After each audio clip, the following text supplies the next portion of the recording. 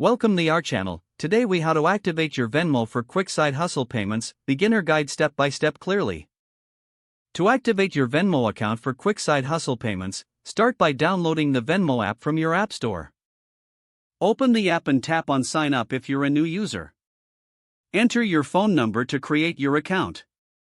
You will receive a text message with a verification code.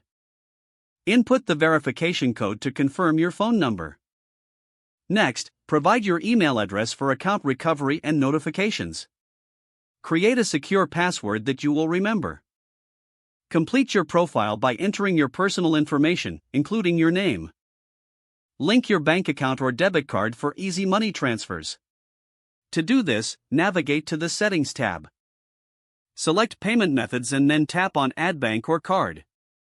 Follow the prompts to input your bank account details or card information.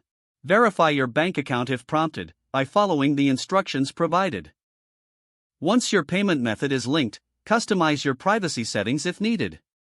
You can choose who sees your transactions and who can send you money. Now you're ready to receive payments for your side hustle. When someone owes you money, simply request it through the app.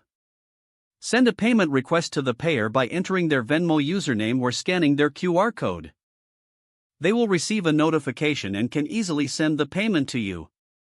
Once the payment is received, you can transfer the funds to your bank account or keep them in your Venmo balance. Check your balance and transaction history at any time through the app. By following these steps, you'll activate your Venmo account for swift and efficient side hustle payments. If the page does not load, refresh the browser or try again in a private or incognito window.